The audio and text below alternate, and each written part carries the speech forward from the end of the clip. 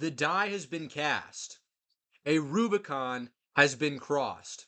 Donald J. Trump has been convicted on all 34 felony charges and is now awaiting sentencing. So, a Manhattan jury found Donald Trump guilty of all 34 counts of falsifying business records in his hush money criminal trial, an unprecedented and historic verdict that makes him the first former president in history to be convicted of a felony. This does not feel like a nothing burger, and there's a real chance that this devolves into an actual happening. The judge, right now, the judge in this case is the most powerful man in the entire country. McConnell hasn't come out and said anything yet, to be expected. Optically, this looks terrible for the Democrats. A lot of the other cases have been either thrown out or they've just basically fined him however many $1 million, multiple hundreds of millions of dollars. Okay, you have to pay up, trying to bleed him dry. But this is more serious. This is positioned in a way that's slightly different because this is not he's not being convicted federally here. This is New York State going after him. So there's a bit of a difference, and I don't think he could be pardoned. So let's say hypothetically, Ron DeSantis is let's say Donald Trump is sentenced before the Republican Party convention, and the Republican Party chooses to send Ron DeSantis anyways. If Ron DeSantis were to become president, hypothetically, if he were to win in November, if he were to go in Trump's place, I don't think he's actually he would be able to pardon Trump because, again, he would have been convicted at the state level and not the federal level. So that's part of how this plan was seems pretty intricately set up. I mean, a lot of the media response has been basically kind of acting like this is surprising and sort of hinting that this will be a slap on the wrist. Let's read. Judge Juan Merchan set a sentencing hearing for July 11th. Trump's sentence is up to the judge, and it could include prison time or probation. Prosecutors accused Trump of taking part in an illegal conspiracy to undermine the integrity of the 2016 presidential election and an unlawful plan to suppress negative information, which included concealing hush money payment to an adult film star. While a felony conviction of a former U.S. president or party frontrunner is unprecedented, Trump, who is still the 2024 presumptive GOP nominee, can still run for office. So we could also have a scenario where he's literally they arrest him and he's running from jail. Trump called the jury's decision a disgrace and said the real verdict will come during the presidential election on November 5th. President Joe Biden said on social media that his 2024 rival can only be defeated at the ballot box. So everyone's still kind of acting at this point like they're not going to throw the book at him. And I can see why people would feel that way. Everything else before this has just been, I don't want to say slaps on the wrist exactly because this, he's like he's paying out the nose. They are trying to bleed him dry. This is very serious. But I think the consequences could be more severe in this case. I think that's a real possibility. I think they actually do want to. There are elements in the left that actually are trying to throw the book at him right now. Because theoretically, he could go to jail for, I think each one of these sentences is like 4 months or something. And they could put him away for a long time. From CNBC, Biden Democrats react to Trump's guilty verdict. No one is above the law. The Biden campaign slammed former President Donald Trump minutes after the guilty verdict in Trump's New York hush money trial. The campaign also used the news as a fundraising opportunity, calling on supporters to donate to Biden. I also heard there's another news story about Trump's website crashing because of the overwhelming amount of donations. This both feels like an it's so over moment and a we're so back moment at the same time. Like if this judge doesn't put Trump away, people are going to vote Trump harder than ever. Like if the judge doesn't come in clutch for the Democrats, like they have really screwed themselves over. Because this really does look like even to normies. Like even Destiny is I don't think this tweet is a joke. Even Destiny, the literal shill for the neoliberal corporate democratic system, says the Trump convictions are BS. He's being treated worse than any candidate in history. Patriotic Americans need to realize that the system is working against us, not for us. I don't know about you guys, but I'm protesting by not voting this election. It's going to be rigged anyway. I mean, is Destiny known for his uh, sarcasm? I don't think so. At least I don't know what his experience is like. I don't know what his tweets are like. This may be serious. Anyway, Trump became the first former president to be convicted of felonies after a 12-person jury found him guilty of all 34 charges of falsifying business records in his New York hush money trial. Yeah, a Rubicon has definitely been crossed. This is unprecedented. And all the articles mention how this is like an unprecedented experience for American democracy. The Biden campaign wasted no time slamming former President Donald Trump and making a plea for campaign donations minutes after the guilty verdict in Trump's New York hush money trial. Quote, in New York today, we saw that no one is above the law, end quote, Biden campaign spokesman Michael Tyler said in a statement on Thursday evening. Quote, there is still only one way to keep Donald Trump out of the Oval Office, at the ballot box, end quote. So the phrasing here makes it seem like this guy's saying Trump, this is a damning conviction. He's finally convicted, but that he's not actually going to be put away. That's kind of a common theme here. That's at least what the media is telling us about how the system is reacting to this news. Quote, a second Trump term means chaos, ripping away America's. Quote, a second Trump term means chaos, ripping away Americans' freedom and fomenting political violence, and the American people will reject this in November, end quote, Tyler said. President Joe Biden's reelection effort echoed that statement on social media with a link to the Democratic incumbent's donation page. The campaign doubled down on that fundraising pitch in a text message blast to voters asking for $20 donations. Quote, if you have been waiting for the perfect time to make your first donation to Joe Biden's reelection campaign, we're here to tell you today is the day, end quote. And Biden is like, what were the poll results for him in New York? Crap. You can do that. Biden polling New York. Um, Biden at 48%, Trump at 41%. I heard that Biden had only something like only like a 6 point lead in New York. Like Biden is just so obviously underwater. The Biden presidency has been an unmitigated disaster. Everyone hates it. Not even liberals are really happy about it. They're you have to have only the most Kool-Aid drinking corporate Dem on board with the Biden regime. No one's happy about this. But this is also an opportunity for the anarcho tyranny we live under to slide into like anarcho fascism. And I mean by that um we could be witnessing like liberal fascism. Like this could be like I had a friend say that he's from he's in the military and he's part of his regiment got called home from Germany in like the past week. So if you want to get conspiratorial, this could be people preparing to install Emperor Biden later in November. Like if they throw the book and whatever poor schmuck they get to run in his place, they've lost so much steam that they can't actually defeat Biden, even though Biden's wildly unpopular. Like they could be preparing for the managerial state to take completely over, and this could be the beginning of our acceleration into World War III, into total war with Russia, with the BRICS gang, with the Eurasian Front. Um, President Joe Biden's reelection effort echoed that statement on social media with a link to the Democratic blah, blah, blah. By contrast, the White House counsel's office spokesperson, Ian Sams, was relatively tight-lipped, saying only, quote, we respect the rule of law and have no additional comment, end quote. Again, because this looks awful.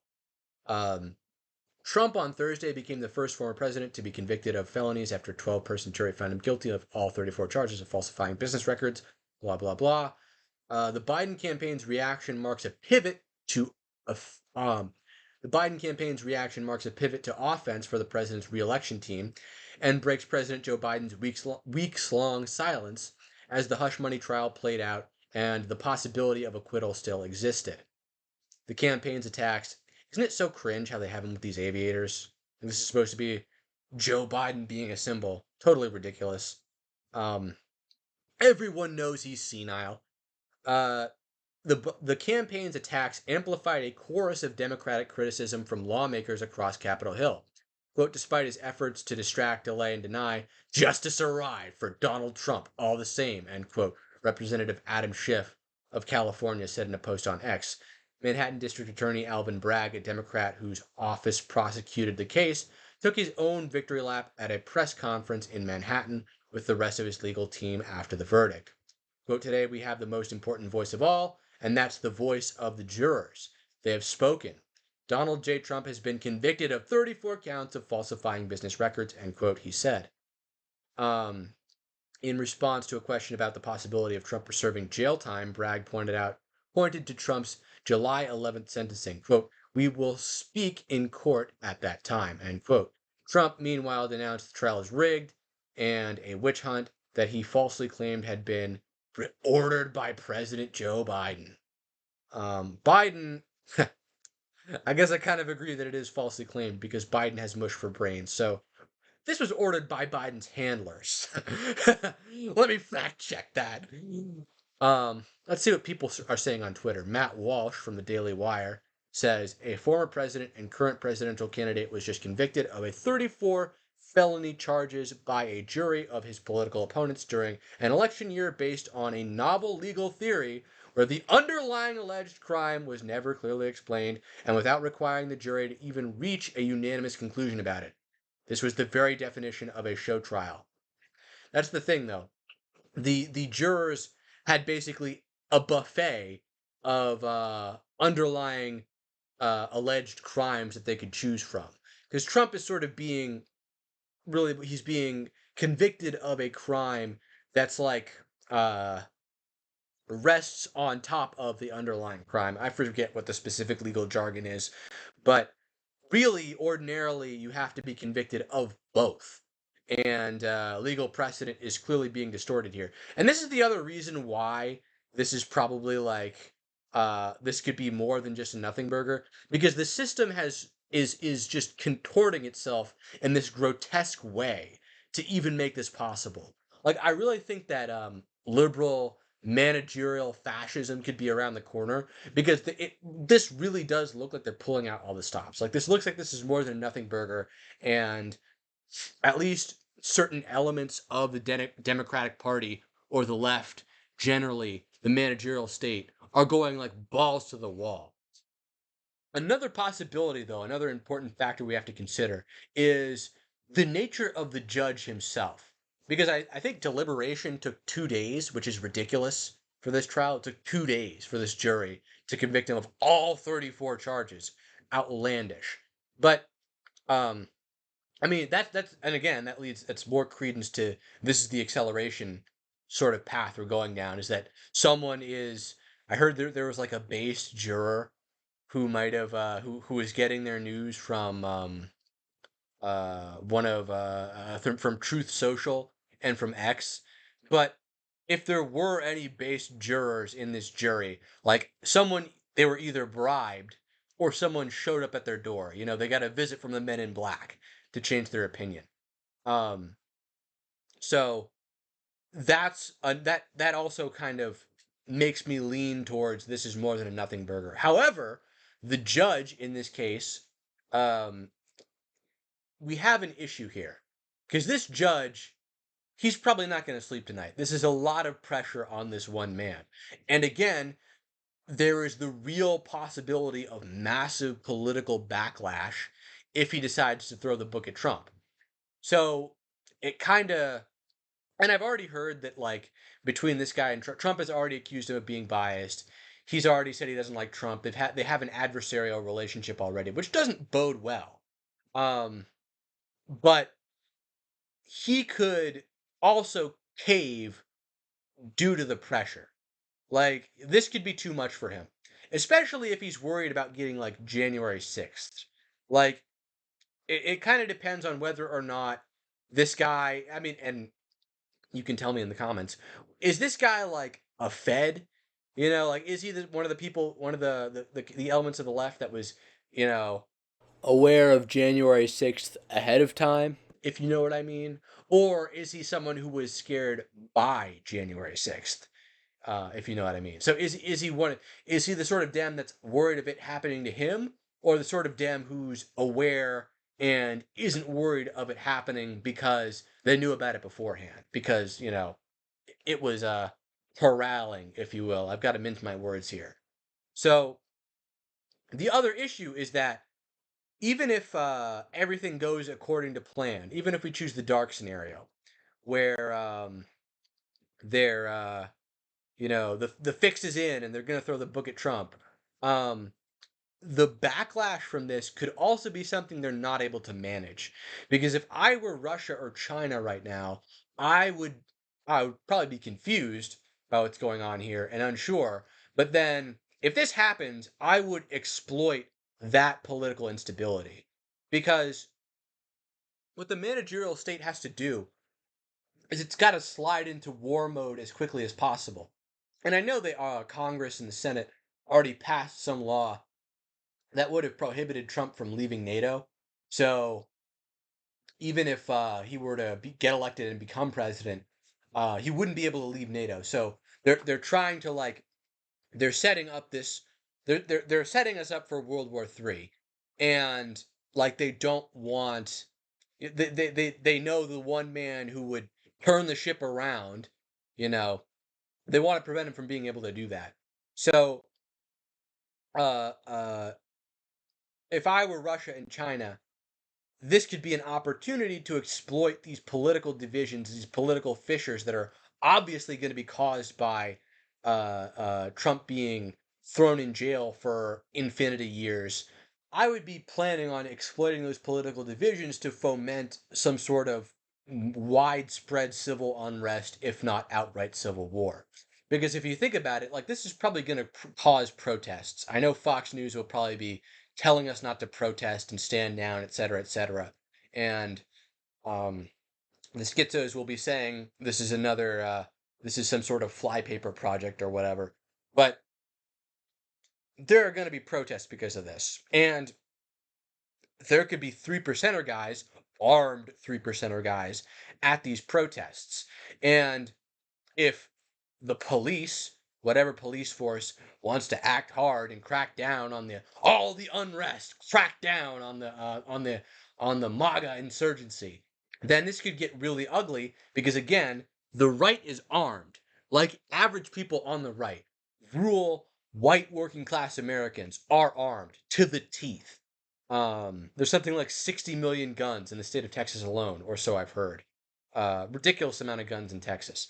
And you know, it was tough enough occupying Afghanistan. Imagine occupying West Virginia and Oklahoma and North and South Carolina and parts of Georgia and Alabama and all of Texas and Florida. Like, this is going to be a really, really hairy situation if enough people are pissed off. However, another point against this is that maybe, the right is all more bark than bite.